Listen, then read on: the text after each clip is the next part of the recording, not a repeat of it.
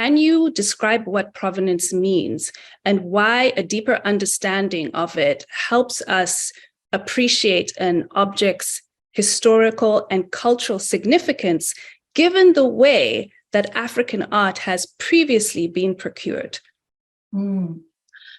That's a really great question. So provenance is just the history of ownership of an art piece from when it was created up until today, or whenever that time is when you assess what that provenance is. Yes. And, so kind of going back to also kind of thinking about the activism of capital art is, after I had a co-founder at the beginning of the business, and she left kind of, like I say, after a year of us kind of working together. And it just happened after that period, I had a conversation with Bongi Dlomo, a famed artist and activist herself, a cultural worker, and a collector herself, and an art advisor. And we had this walk through the Constitutional Court in South Africa, in Johannesburg, and they actually have an art gallery associated with it. And she was also involved in the formation of that. And she was kind of highlighting for me how our parents were collecting art, but maybe they didn't see it that way.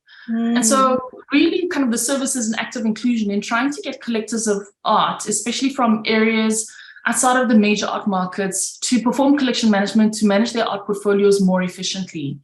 And also just to try and get more people to see art as an asset class. So, that activism is really kind of twofold. It's around the financial inclusion for those who are collecting art and might not be collecting art and should be, or might be collecting art and don't realize that they are. And then trying to make the art market more fair for artists who may have been marginalized by the ecosystem.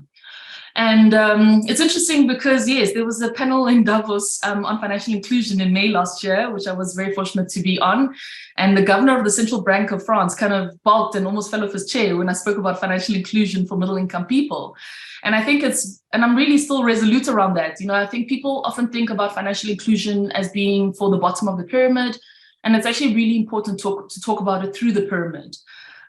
So for me, it would make me happiest if, there's a collector of African art or any art form which is from an underrepresented geography, where they take an item maybe to an auction house for auction. And because of the information that they've kept on a platform like Capital Art, they are able to present information like the invoice, the details of the provenance, the certificate of authenticity, contextual information about the artist, the artwork, because they've been getting collection reports from Capital Arts as well.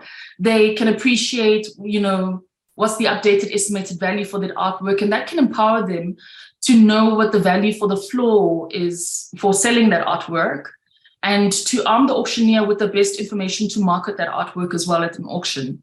And I think in many instances, the process of a collector, exiting their investment doesn't actually play out like that, because the artist is unknown to the auction house, and so the value of the obtained for the artwork is not maximized. And it's in that way that I think the talk about provenance is actually so important, and the history of the historical significance of artworks is so important, because sometimes that's actually kind of really at the moment known by a collector, and sometimes it's not known outside of that because of this history of the economic dispossession that occurred. And in the history of South Africa, you see it very patently. There's lots of people who couldn't get gallery representation, and that often was kind of the avenue where they could then get exposure to many more art markets, which would assist with supporting the increased valuations for that artwork.